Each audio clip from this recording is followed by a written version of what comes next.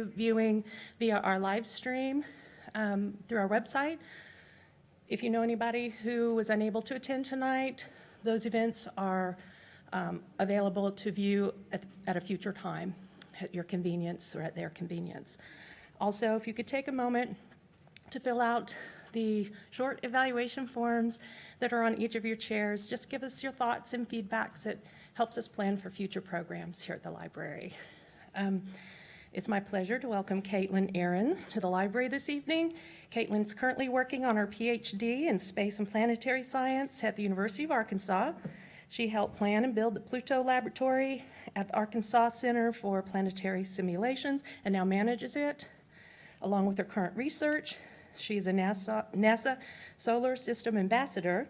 Caitlin also guest hosts a mini radio show with local NPR radio station KUAF 91.3 called Scratching the Surface. Please help me welcome Caitlin Ahrens.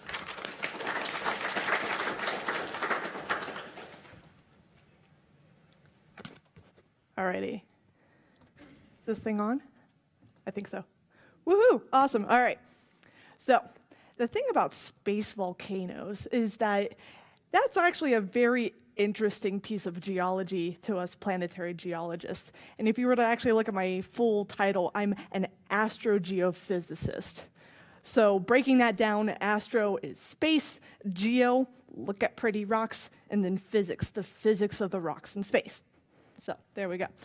Space volcanoes, however, are still very ambiguous. So there's still going to be a lot of we guess this, we guess that, a lot of hand waviness. So keep that in mind. What you're going to see is basically a lot of pretty pictures that a lot of us scientists go, oh, that's so cool. What is it? I don't know. We're still working on it. But tonight I'm going to share with you some very pretty pictures and just kind of get a feel for how we use Earth as our own scientific playground, if you will, to actually study what we cannot physically go into space, all right? We will probably hardly ever go to way past Saturn, hopefully many, many years from now, but probably not. There's volcanoes way out there as well, okay? And those are the very mysterious kinds as well. So, very basic structure here. What in the world is a volcano? So, I am not an artist, but I will show you here of my best rendition of this definition here. It's essentially supposed to be some sort of mountain. It has a vent, and stuff goes pew out from it. That's essentially the basic definition of a volcano as far as Earth goes. All right, keep that in mind. So this is my best 20-second rendition of what in the world a volcano is. I couldn't find any really good clip art, so I drew it myself. Yeah, yes, I am Picasso. But when you think of a volcano, even if you have, if I asked you to draw a volcano, you would probably have this similar thing. You have some sort of big, strong mountain, something oozing out of it, something spewing out of it, some dark clouds hanging over it, right? All right? That's all we really think of volcanoes to be. In space, way different. Way different. So we have a lot of different types of volcanoes on Earth. And Earth is definitely our basis for everything that we study in space. Whether that's different kinds of geology on Mars, find a comparison on Earth. We found something on Venus, find a comparison on Earth. Find something all the way out on Pluto, try to find a comparison on Earth. Hint, that's very tricky. So we study all these different kinds of volcanoes. You have Mount Rainier, you have Mount St. Helens, you have lava pits that just randomly spew out lava, especially in Africa. Volcanoes are all over the place, different sizes, different shapes. How they spew stuff out into the atmosphere is very different amongst all of them. So I'm going to go through the different kinds of types. There are 4 main types of volcanoes. Very basic types. There's always subcategories. If you were to actually look at the Encyclopedia of Volcanism, it's this thick. And I actually had to borrow that at one point for some research. So very thick book. So this is just pure, simple definitions of what are the different types of volcanoes. So first one is cinder cones. In this case, it's more or less the lesser type. They're very small and squishy. They're almost like sand piles. They're very congealed lava ejections. They don't really go spew all that terribly much. They're mainly gas charged. So you're not going to get a lot of rock just kind of going out everywhere. It's just like, they hiss. They hiss a lot. Composite volcanoes, also called stratovolcanoes. These are the type of volcanoes that everyone would draw. My poor, pathetic little drawing is considered a stratovolcano. The long, towering shape reaches the stratosphere, all right? Also called the stratovolcanoes, or so we thought when we named them. Interesting to note, though, is the underground conduit system, which actually means if you've ever had ants in one of those very thin plastic boxes when you were a kid and had the ants tunnel through and whatnot, volcanoes are the same way. Lava likes to make little tunnels, mainly because it likes to flow around and around and around. So conduit systems in this case can be very complex. They could spread out all over the place. Similar to Yellowstone, especially in Wyoming. It's a huge conduit system because that volcano used to be a super volcano, a very large volcano at one point, but it got too heavy for its own weight and collapsed, and now it's a giant pit. If you have not been to Yellowstone, I encourage you to. It is gorgeous out there. But still, it still has a conduit system. All the different kinds of geysers are based off of that conduit system, geothermal. A lot of volcanoes around the world are very famous for their structures, but they're all stratovolcanoes. Mount Fuji, especially Mount St. Helens as well. Yeah, so like I said, just beautiful, very tall, big structures. That's Mount Fuji. So this is actually our prime example of what a stratovolcano would be, just very symmetric upwards, has a nice vent. It's good to go. It's very pretty. It's gorgeous. Shield volcanoes. Shield volcanoes are very common, especially out in space, and I'll tell you a reason here why in a bit. But shield volcanoes aren't big structures. They actually were named after looking like a warrior's shield over the ground. And at one point they thought gods, after having righteous battles in the heavens, would drop their shields to the earth and they would be laden their shields upon the earth. What actually goes on is you have a little bit of lava popping up on the surface and then spreading out and then drying. And then pops out again and dries, and pops out again and dries. And then it keeps going and going and going like a big, giant jawbreaker. Just layers upon layers, and very, very hard, but very wide bases. So Mauna Loa in Hawaii is our largest shield volcano on Earth. And that is Mauna Loa, having a grand old time. So never want to mess with the lava, though. Of course, you always need to be cautious of when you're near lava, so I recommend not doing it. Leave it to the geology professionals, and even we can screw up sometimes. And then the last one is lava domes. These are just very loose piles of rubble. They're really not that significant. They're very small. They kind of go into pockets of other larger volcanic valleys. But otherwise, they're just very loose. They sputter, and then they'll collapse, and then they'll rebuild, and then collapse.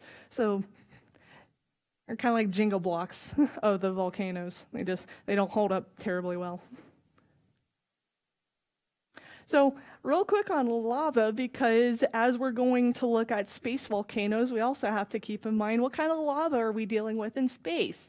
Because Earth, we deal with a lot of heavy iron metals. We have magnesium, and then we have silicates. So silicates being lighter material like quartz. All right, we've all seen quartz. Quartz is very common here in Arkansas.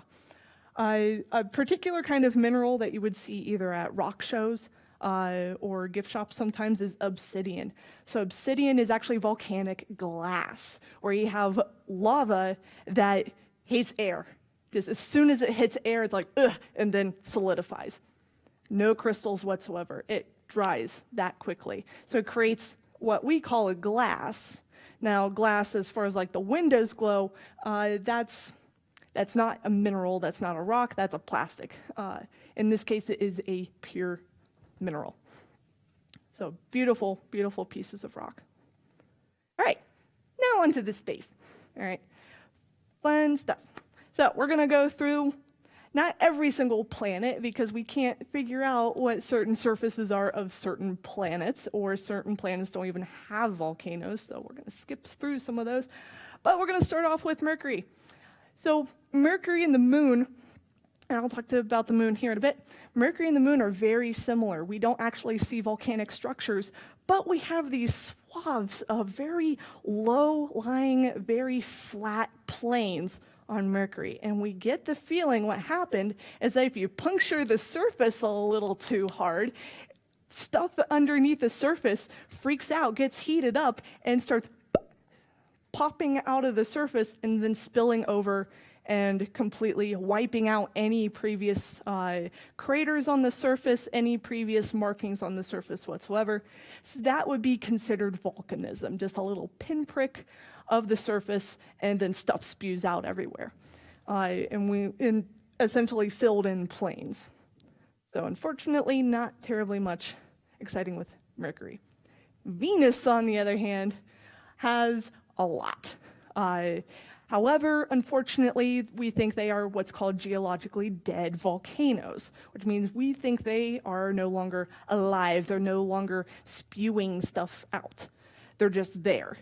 Now, we still see evidence of flows around the volcanoes, so we can actually calculate how big those flows were once, flowing at one point. The tricky part with Venus, we still haven't a clue what Venus is made up of. We get an idea. We have 90% basalt, we have sulfur-based minerals, but there's a lot of heavy, dangerous minerals on Venus that we still don't particularly know what's going on with Venus. But over 1,000 volcanoes have been counted thus far. Now, can you count any volcanoes on here? Maybe if you squint your eyes really hard. So imagine seeing this at one point going, oh, there's no surface. It's like a tiny little gas planet or something like that. No, the atmosphere is just horribly thick. So to our surprise, when we actually put our radar system onto a rocket and flew it around Venus, we're like, hey, looky there. There's geology. Whether it's alive or not, we have a pretty good guess it's not, but every single feature you see on here, especially the bright spots, are volcanoes.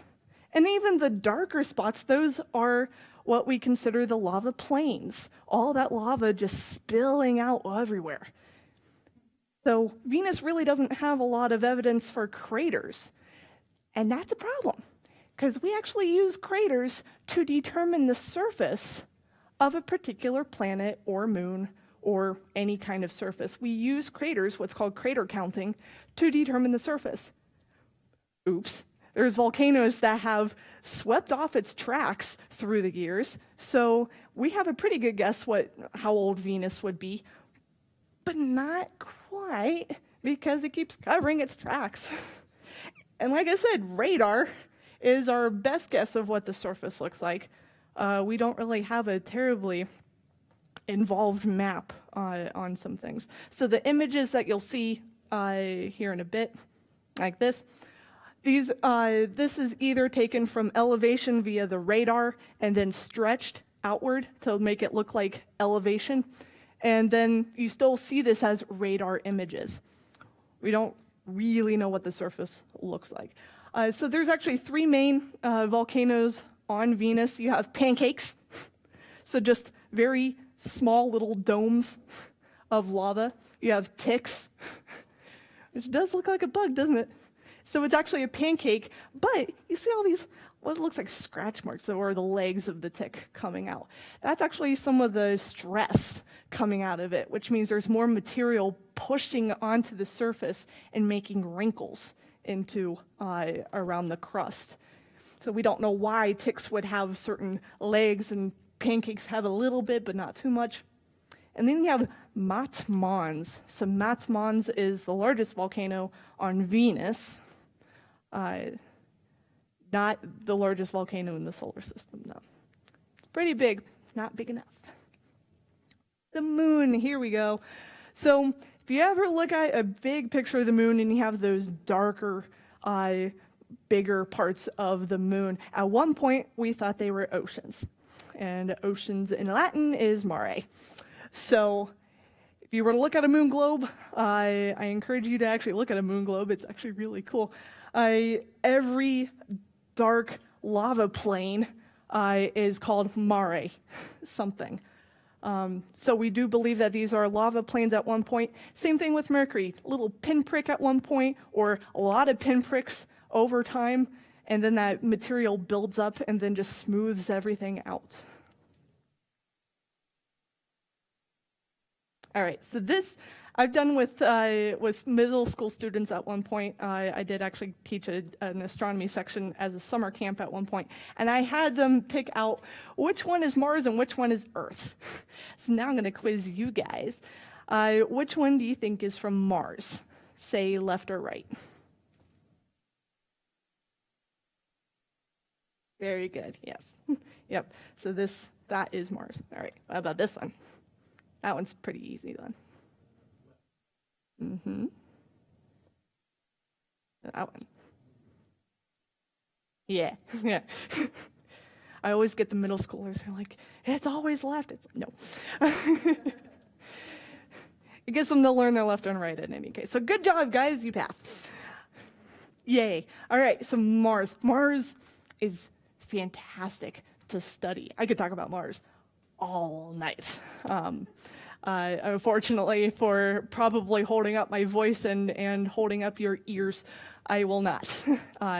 But Mars volcanism, you can already see this is a little bit of an exaggeration of a Mars globe, but you can see some very big volcanic bulges coming out of it. And Valles Marineris, we all have heard about Valles Marineris at one point.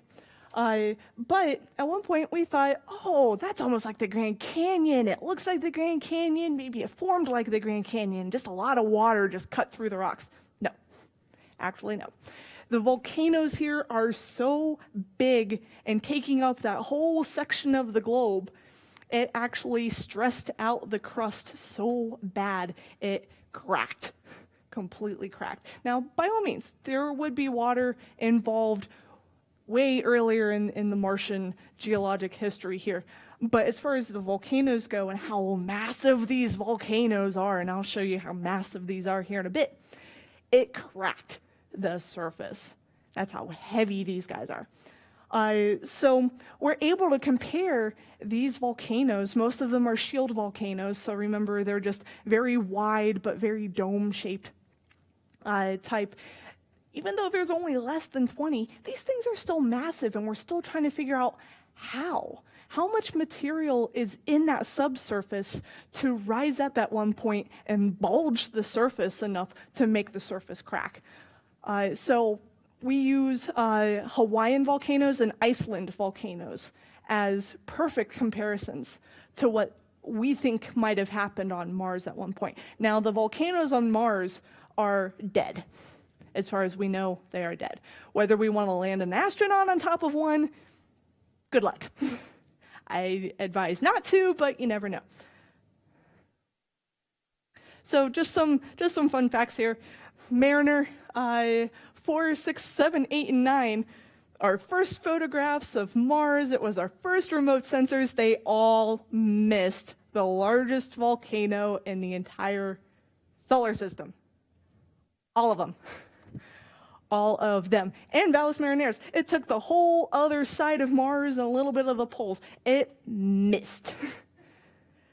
So all through 1960s and 1973, until finally 1975, we got Viking 1 and 2, and it finally, first images of Olympus Mons, and all the NASA people were like, how did we miss that?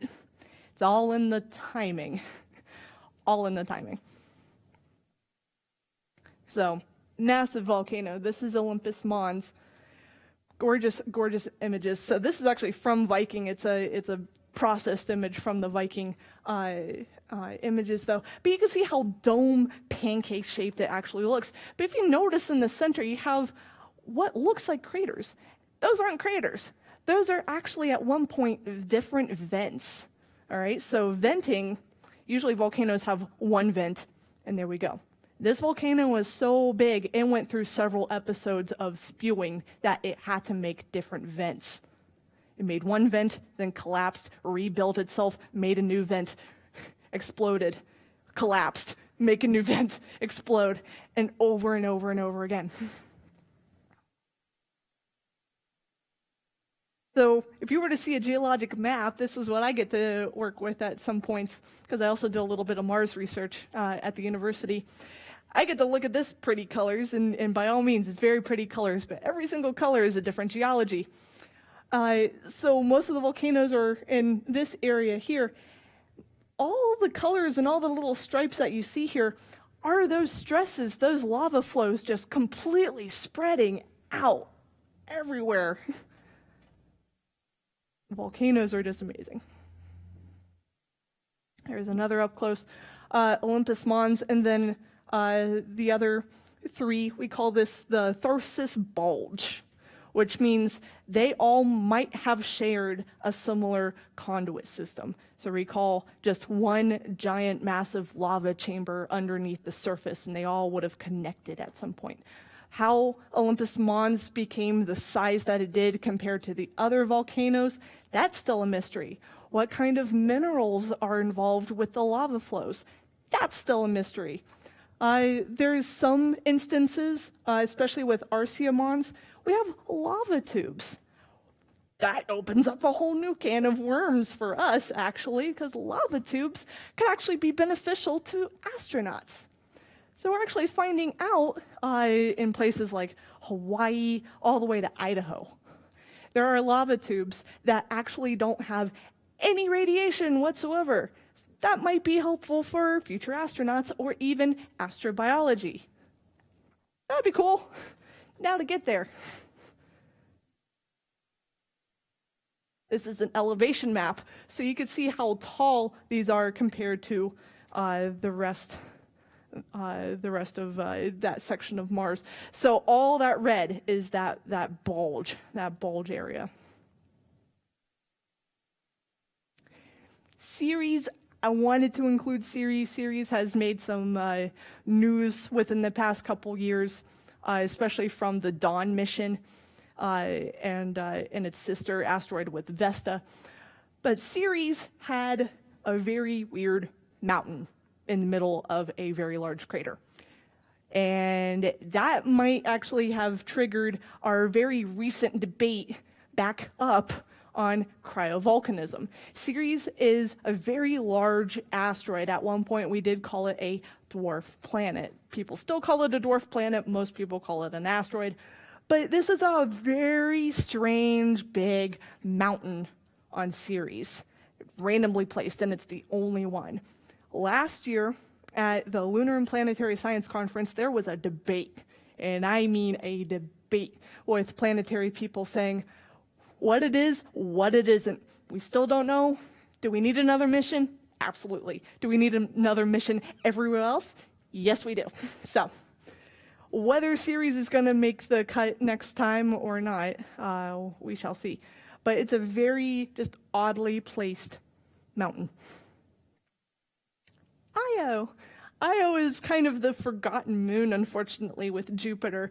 A lot of people are so enamored by Jupiter and its size and the swirly storms and the big red dot and whatever. Io is impressive, very impressive, although it's a very small moon. But it's yellow. This is actually a true color image of Io, a very icky yellow color, but that's due to sulfur. Io is affectionately called squishy and oozy, mainly because it can no longer support large volcanic structures. But it spews stuff all the time. And we have so many different kinds of images, and I'll show you that here in a bit. So what we call these are caldera types. They no longer have a structure. They're just always collapsed pits. But once you collapse it, you expose that magma chamber, and it lights up. Spew. So we got this from Galileo in the 1990s. Nice little plume there. All the way to 2015. New Horizons images finally came back all the way from Pluto, and we finally got through all the images, and we're like, hey, it passed Io. I wonder if it caught anything. Yep, caught something spewing. Big spew. So we have a whole range of different time evolutions of these events. Cool part is that these are actually completely different locations. They just recently found out we're specifically on Io, and they are very different locations. So, awesome. What makes up these plumes on Io, that is to be determined. We actually don't have a good clue as to what really makes up Io on the surface. But if you were to look at what used to be beautiful plumes of the previous image, if you were to look at them up close, they don't look pretty. I mean, in my opinion, they don't look pretty at all. Just very oozy pits. And they're everywhere on Io.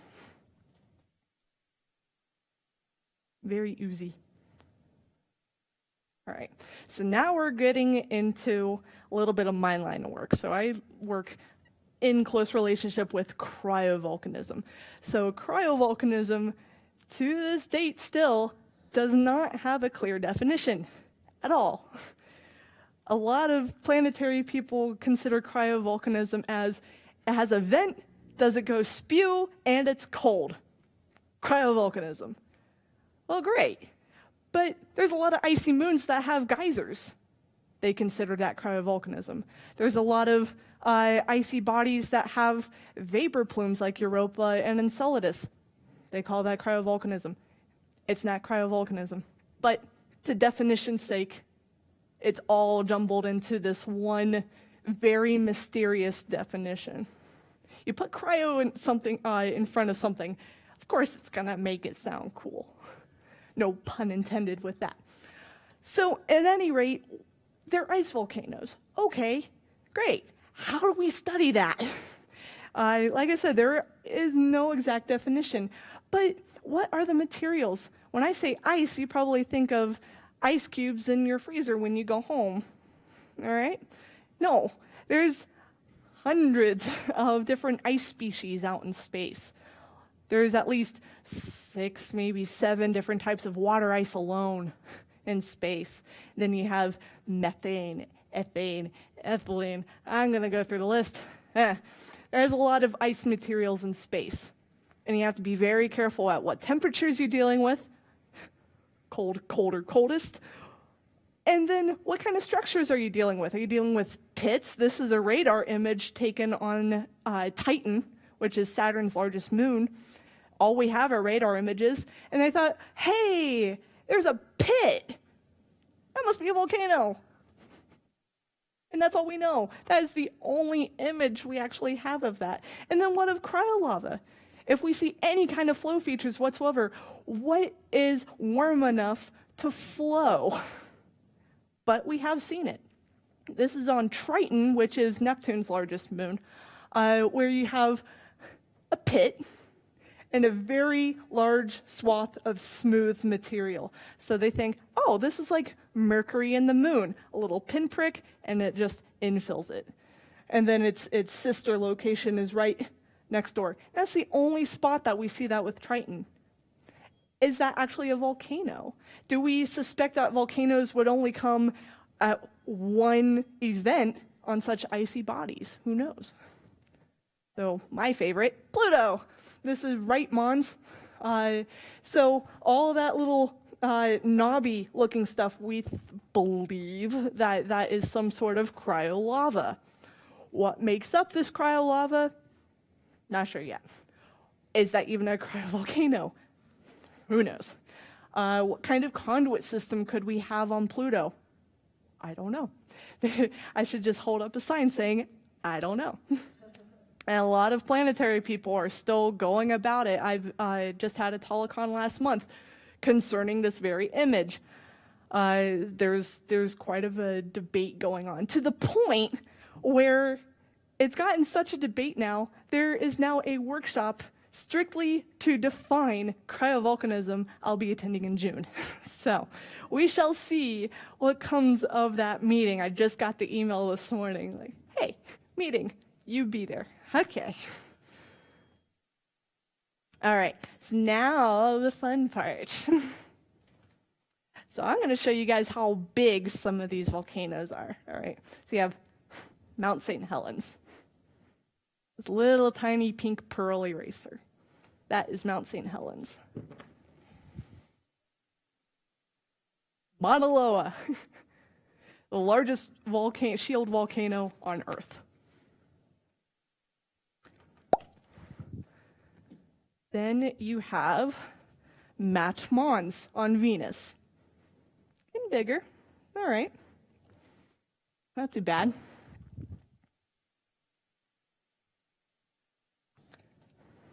And you have Mount Everest. Finally, world's largest mountain. It's getting there. Arsia Mons. This is the closest thing I could get to this kind of size. But Arsia Mons compared to Mount Everest. It was pretty good.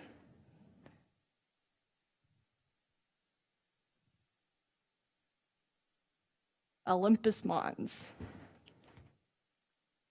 I'm going to start here.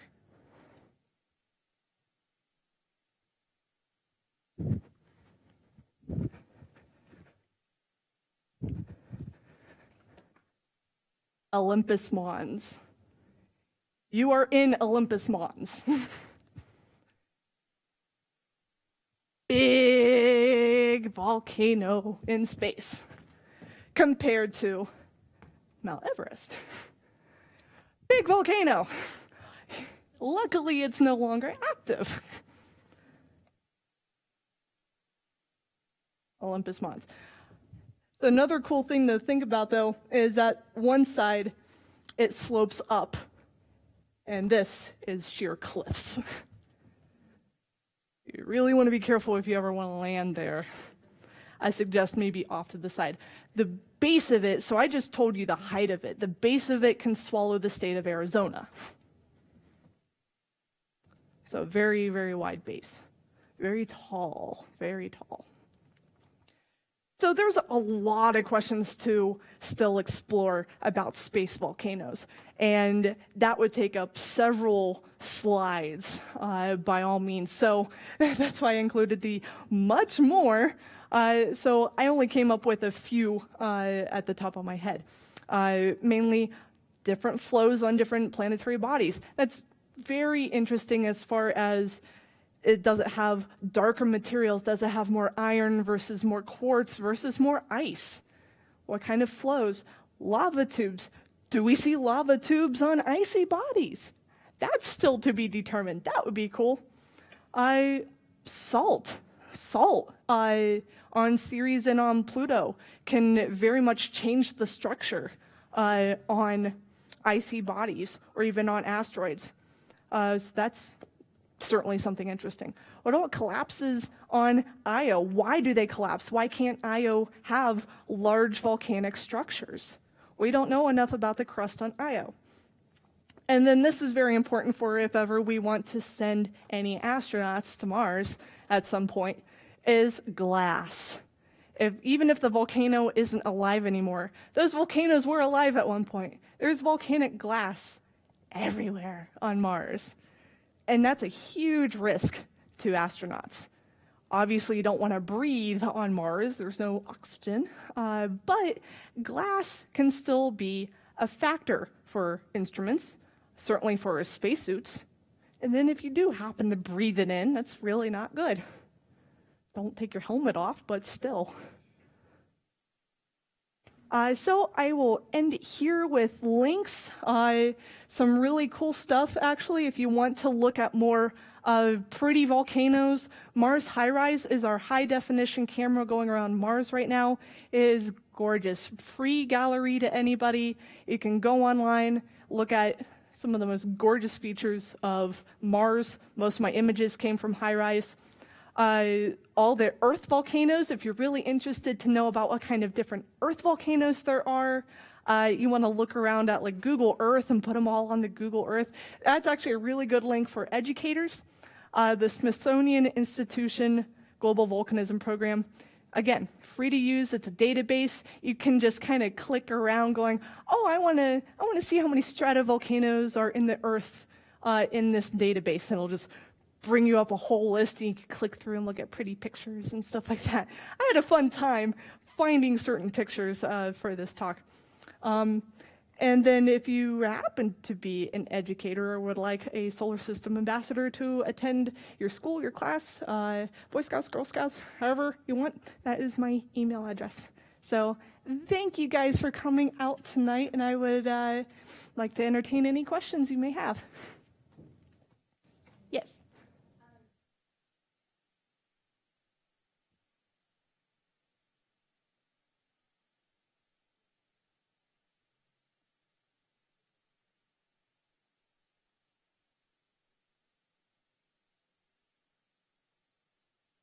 That could impact the structure of it. Not necessarily the flow, though. Flow would actually have to be dependent on material and temperature. Yeah.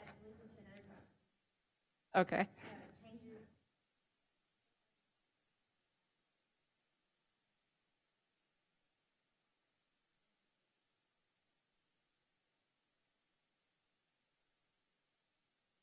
Right. Okay. Gotcha. All right. So I believe the first part was just the planet as a whole. In that case, you got to ask astrophysicists, but that's still kind of under debate as far as how did our solar system form. We're known as the terrestrial planets, so we have a lot of iron, magnesium, heavier, darker metals. As way out past Jupiter, you have lighter materials, no iron, magnesium, and you have a lot of salt and a lot of ice. So by all means, there is a dividing line. Asteroids are kind of in the middle. Asteroids are tricky. Structure-wise, though, why we see pits on Io versus larger structures on Pluto, that still has to pertain about, we actually don't know what Io is still made out of. We know it's sulfur, and that's about it.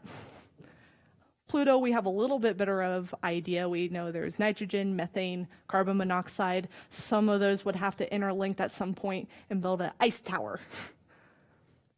But to what capacity? Do we really know that that's a cryovolcano? On Venus, yeah, Venus and Earth share a lot of similar minerals, mainly the basalt, the obsidian. But Venus has a lot more metal exposed than Earth. So does that stunt the growth, or does that just make a whole bunch of volcanoes? The thing is that Earth is very unique in our solar system, the fact that we have plate tectonics. So as plates move, we can create mountains and then also have heating. We have subsurface heating. A lot of planets don't have subsurface heating. Io does because of Jupiter. Jupiter's gravity actually pulls the insides of Io and shakes it up like a magic 8-ball. So Io's kind of a weird case. So there's a lot of factors going on as to like, okay, we have certain structures on Earth, why don't we see it anywhere else? So yeah, by all means, material is very important, but it varies a lot. As far as size of the planet, again, why would Mars, which is only half the size of Earth, have the largest volcano in the solar system? That's still to be determined. It's still going to have to depend upon what's going on the inside. And unfortunately, we actually don't know what's on the inside of Mars. We're hoping to by the end of the year.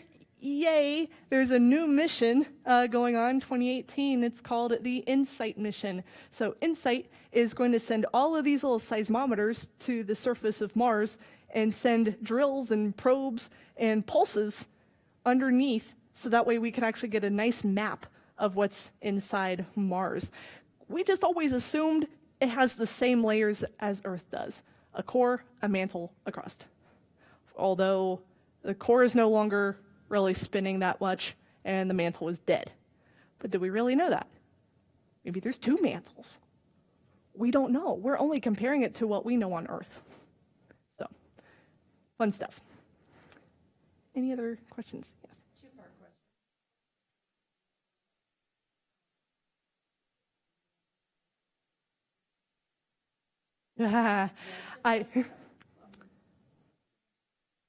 Okay. I'm gonna, no, but I'd like to train the astronauts for their geology training.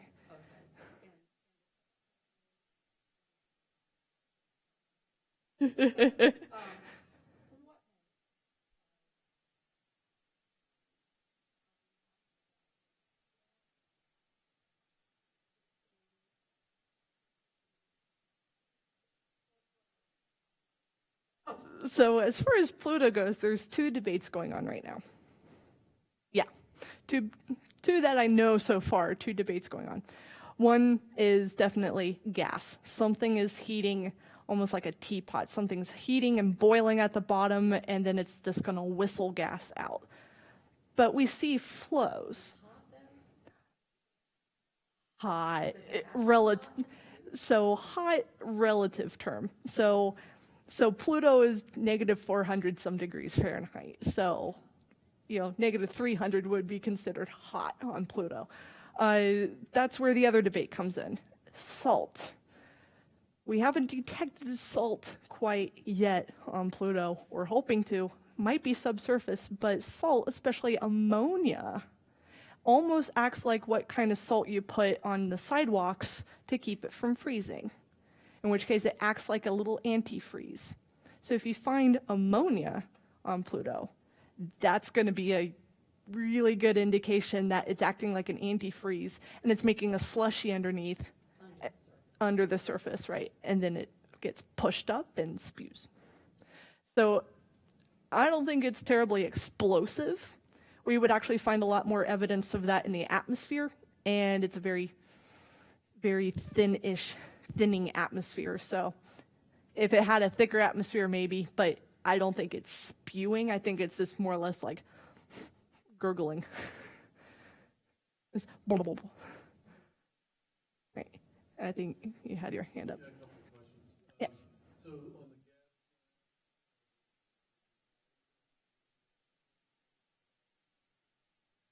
on Europa and Enceladus, yes. Whether we've never called them cryo geysers, I wish we did, just to clarify it. We've called them cryotectonics as an overall thing, but if you were to call tectonics on Earth, that includes earthquakes, volcanoes, and everything else.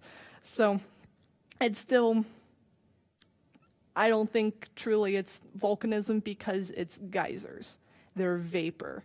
There's always an internal push toward that vapor, whereas volcanism is more of you have a chamber inside, something sets it off, and it pushes outward. So pretty different processes.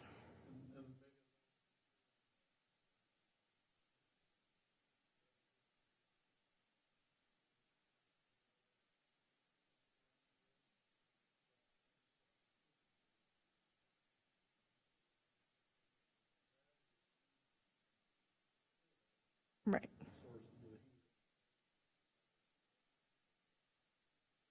Yeah, exactly. The tricky part, though, is why aren't we seeing a lot more vapor plumes on Io? We've only seen one, maybe two plumes set off every time we image there. Granted, though, the amount of images on Io haven't been spectacular. We have Galileo, Voyager, Cassini, New Horizons in a span of 40 plus years. So, and it's very hit and miss at that point. We were lucky enough to get Io with New Horizons. We just happened to be zipping on by, and Io was behind us. We turned the cameras around, snapped a few pictures, and there just happened to be a volcano going on. Theoretically, yes, by all means, Jupiter pulling and stretching and whatnot, the insides of Io, yes. But the amount and where the plumes are located is still being studied.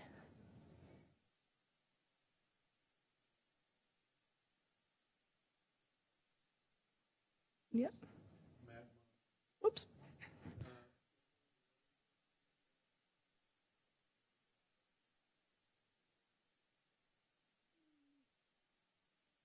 Oh, this one? Or... Oh, was there? Oh, this one. Okay, so it was this one.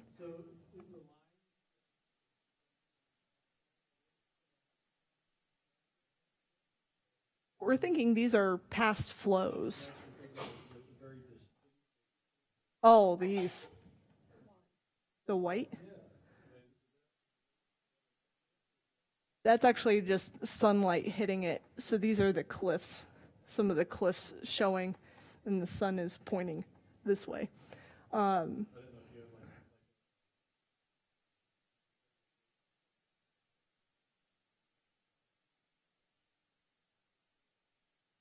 Maybe not to the extent of Crater Lake, because that is a caldera. And we do see that on the inside. This is very much a caldera, starting from the inside. So if this were any active, this probably would have gotten bigger and bigger of a collapse, and the whole thing would have just been one giant pit. And that would be fun for geology. But no, as far as the cliffs go, that might have been not so much from collapse, but just out of that sheer stress as it's building up and the surface is buckling.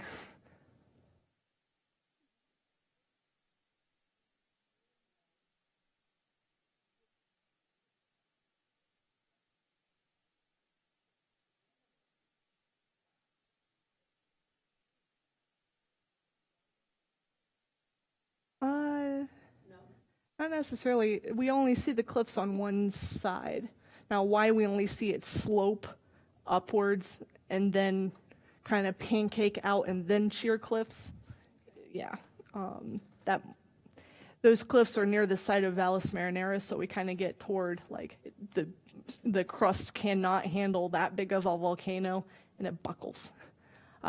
Again, that's still questions for us geology people to go, oh, good, more questions. Whether we want more questions is another complete debate whatsoever. When you look at those, Mm-hmm. I mean, I've looked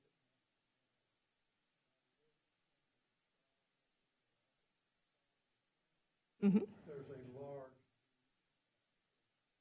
Yes. and I'm thinking one possible.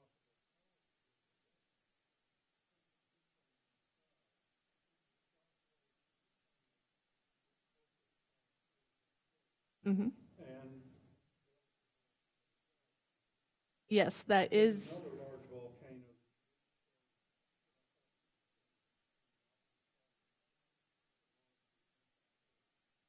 Yes, that would be. Yes, so so the other volcano I didn't show was Elysium Mons. Elysium Mons is really not that terribly spectacular, but you are correct. That one has been ruled out from the crater part, the crater debate. Hellas Basin is the big crater you're talking about opposite of these. That is one debate. There are, as far as I know, several different debates because the fact that they're thinking the ages are different. They're thinking that the volcanoes might actually be older than the crater. But that's, again, that's still under debate. We need another rover. Unfortunately, we haven't had a rover near the volcanoes. We haven't had a rover near Hellas Basin. We need two. We need a lot of rovers. Put rovers everywhere on Mars and we'll be set. So yes, by all means, that is a debate. Something would push all the material and out pops these. And we've seen that on another moon, several moons actually, where you've seen shock waves and then something. But you never really see mountains on the other side. And that's where the debate kind of goes, that might have helped with the chamber part. But as far as them popping out, that's where it gets a little tricky.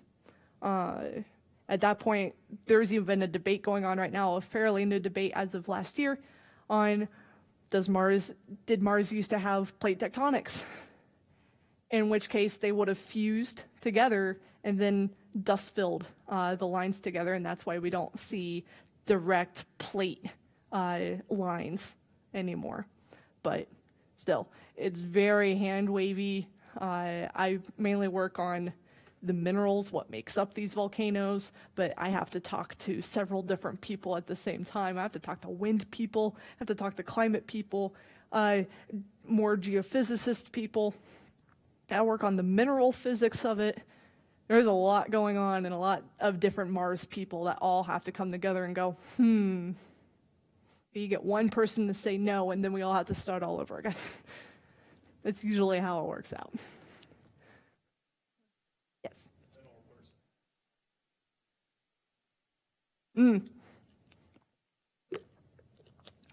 Pretty.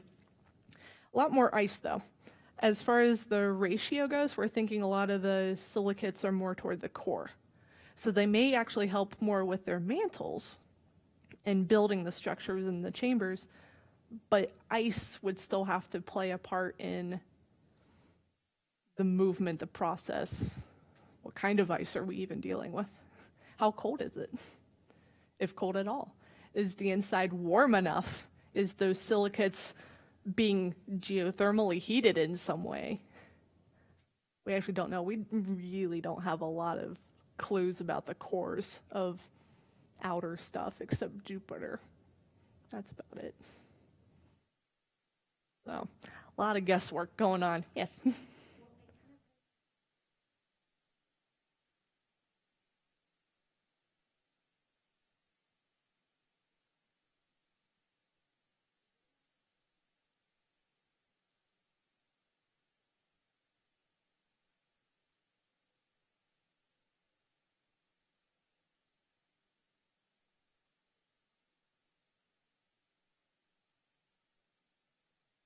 Right. Sure.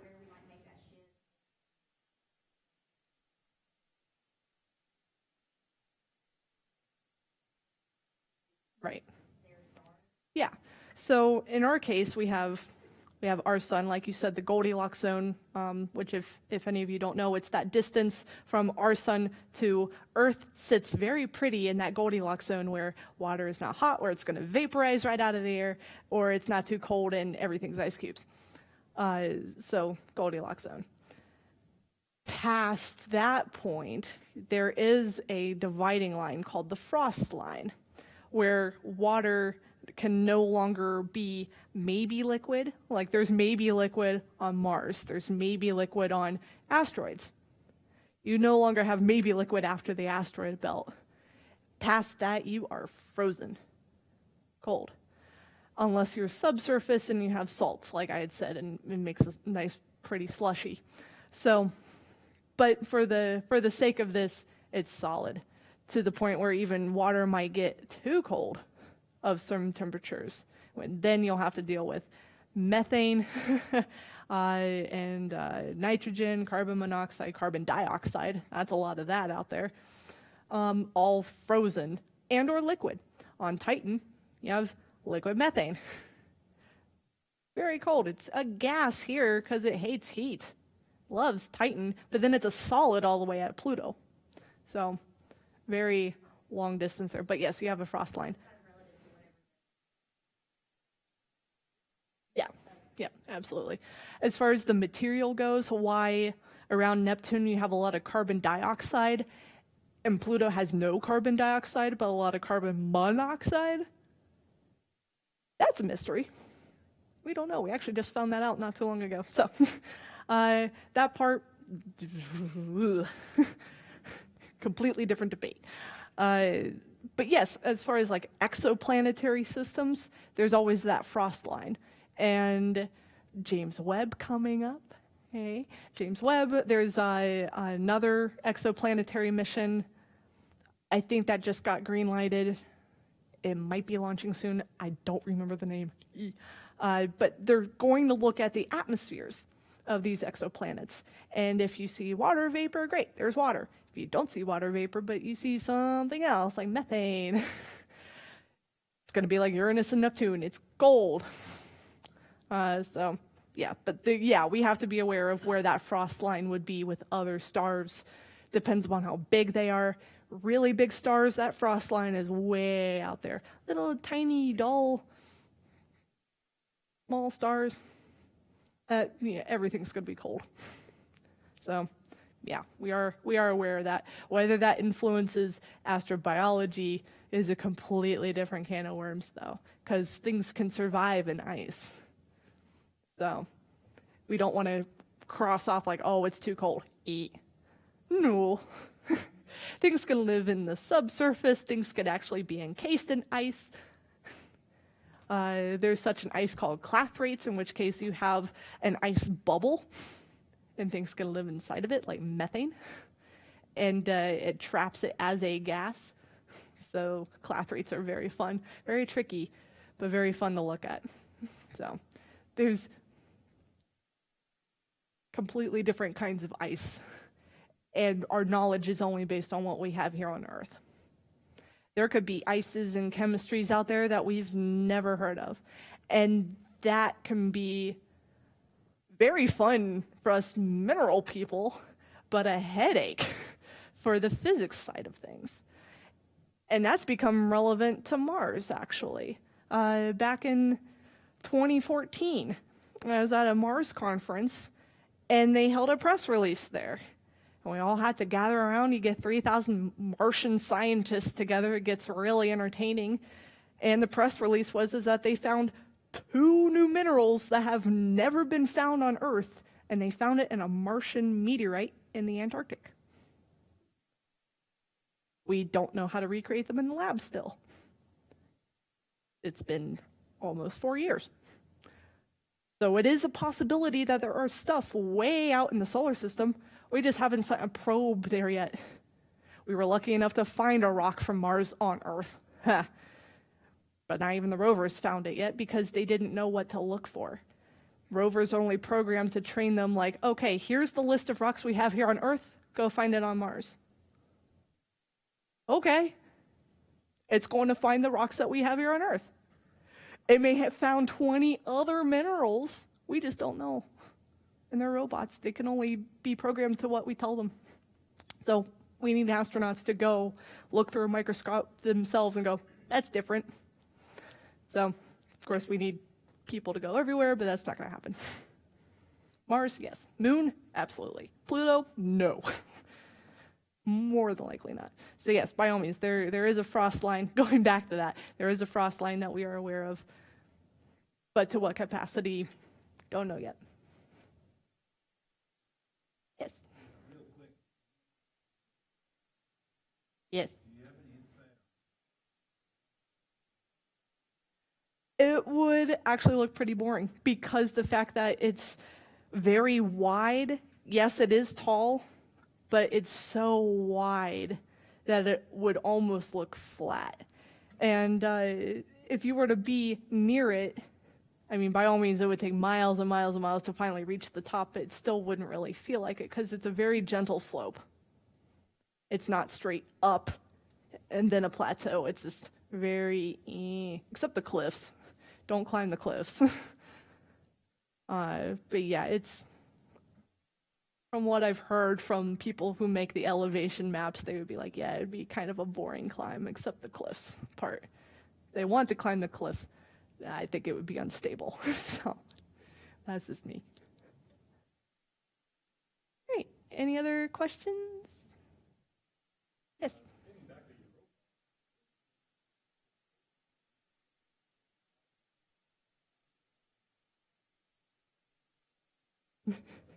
Fishies. Yeah, that's still speculative. But yes, the ocean, absolutely. That's what they're calling it right now. It should be cryo geysers, because, like I said, volcanoes, you need some sort of chamber of material to spew stuff out. Europa, you don't need a chamber. You have that ocean being so turbulent with whatever kind of geothermal heat is going on, and it vaporizes. But it doesn't like to be trapped. So it's going to find a way to push through that surface. And there happens to be these large fault lines on both Europa and Enceladus, these large fault lines that it's like, found my way out, vapor. So it's not cryovolcanism in the sense of lava. There's no flows. There's no material. It's just vapor. So by all means, they should be different, but for now, the definition of cryovolcanism includes geysers. So hopefully by June, that June meeting, it'll clarify a few things. That'd be wonderful. Because all of us geologists are kind of like, we like definitions. We like definitions almost to a fault. Right now, there's no definition. All right. Yes. Yes. Yep. Well, it's a dwarf planet. So planet's still in the title. That's my theory on it. Yep, still a dwarf planet. But it's the largest of the dwarf planets. So there we go.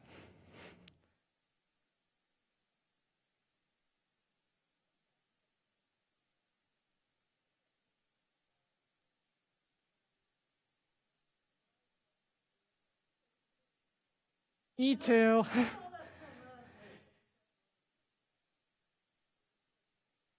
A little thing called the International Astronomical Union gathers in Congress.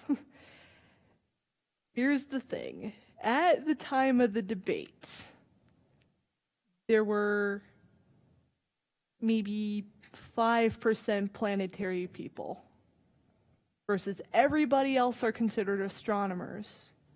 Now, granted, I'm considered an amateur astronomer. I like to look at pretty stars. I don't know enough about stars, but I like pretty stars. Astronomers, those who know galaxies, black holes, just stars, not planets, everything else. And they're the ones to go, it doesn't follow the physics of classical planets. So we want to name it something else. And then that went on, and that went on, and that went on, and it still orbits the sun, so they have to include planet in it, but it's not because of its size, but it's because of its orbit. So all the planets play on the same playing field, like this stage, all the planets. Pluto, on the other hand, will go through the roof and down. It's angled so bad. All the planets, and then Pluto is like, nope. And then we found out, it's not just Pluto. There's dozens of Plutoids, is what we're calling them now. Dozens and dozens of Plutoids. And at that point, we're like, okay, we obviously can't call them all planets because we don't want our kindergartner to learn 20 names of planets. No. Some of them I still can't even know how to spell. They're very odd names. Most of them are named after Polynesian and Hawaiian gods. So they have a lot of the apostrophes in the name. I don't know. So in that case, they're like, we're going to call it a dwarf planet and leave it at that. So that's how that all debate started about. So planetary people did not really get involved in that debate. Now there's a whole new debate going about with that same Congress going, well, in the geophysical sense, in the geology sense, Pluto can be a planet. Now the problem with that statement is that every single moon in our solar system would be considered a planet, in which case you have more than 100. Jupiter has 60 some. Saturn has 50 some. International Astronomical Union, the IAU. Yeah, the IAU. So there is one particular planetary person that did start it, kind of. He has a fantastic book out called How I Killed Pluto and Why I Had It Coming, or something like that. It's a fantastic book. So I encourage you to read it, but it's still, a lot of people pin the blame on Neil deGrasse Tyson. That's not true, actually. It's Mike Brown. Neil deGrasse Tyson was behind the idea of like, oh, I support it, but he's the famous one. Who knows Mike Brown versus Neil deGrasse Tyson? We're all going to point the fingers at the guy that we all know. So, poor Neil deGrasse Tyson. It's Mike Brown. Yeah, so by all means, I grew up where Pluto was a planet too, so that was a very fun transition of like, yeah, dwarf planet. All right, cool, all right. Now every time I have to write NASA proposals, I have to be very careful. Dwarf planet. Over and over again. Yes. Concerning Mm-hmm. those, do you know if there are any? Yes, absolutely. When that will be is to be determined, unfortunately. So something got mixed up a few months ago.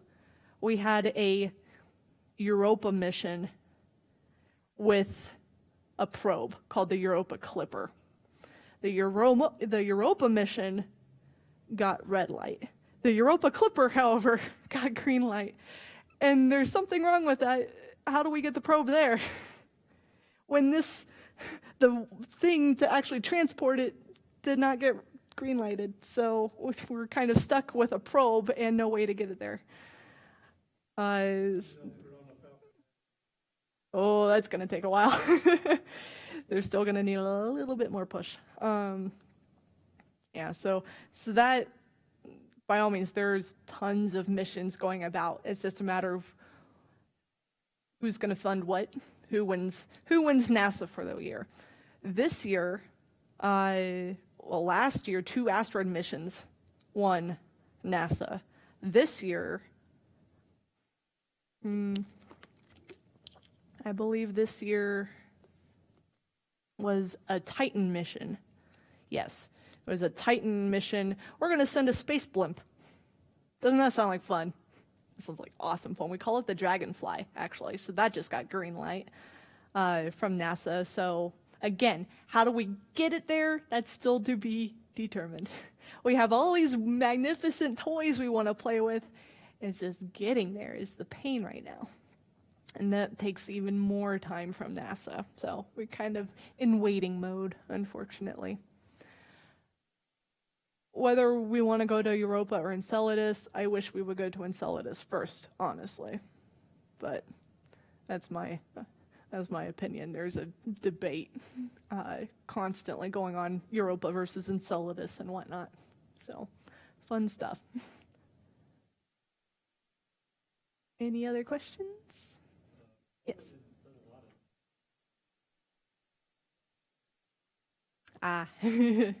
I'm glad you asked. So as far as the geysers go, what we see from Earth, I'm going to use Yellowstone as an example here. Yellowstone geysers are constant, to the point where if you have a constant heat source and a constant vapor of material, that means you have a lot of material that hopefully it does not run out, but also it's constant. There is a constant heat. Very good for microbial life. Europa, on the other hand, we can't time it. Enceladus, well, we can time it. And it's fantastic. We could actually time it to the point where we can tell Hubble, okay, you're going to turn around right now. Turn. Hey, looky there, there's a vapor. We did that. It was fantastic. We timed it. Europa, it's chaotic. It'll come up and then we won't see it, and then we thought we timed it and then it didn't show up, and then we missed it by like a year and a half. And so it being chaotic means that its heat source is chaotic. Or something's happening on the inside, maybe it's gravitational, we don't know. It could be tectonic. We don't know yet. So having a constant heat source is good for microbial. Something chaotic, maybe not so much. It may freeze something and then it may heat it up and then freeze and then heat. So as far as the astrobiology part of it, go to Enceladus. As far as tectonics go, either one is fine. As a geologist, either one is fine. But to the astrobiologists that are becoming a huge part of NASA right now, Going to Enceladus would be a little bit better. It's farther, but it's better. But again, that's my opinion. No missions have been, unfortunately, planned yet for Enceladus. Europa Clipper lander probe thing has been yes so far. Of course, that could always get off to the wayside. Who knows? Our seismometers going to Mars was actually green-lighted to go back in 2016. Oops. We kept missing our window. So, stuff always happens. Missions are very tricky. All right, well then if there's no other questions, thank you guys for coming out tonight.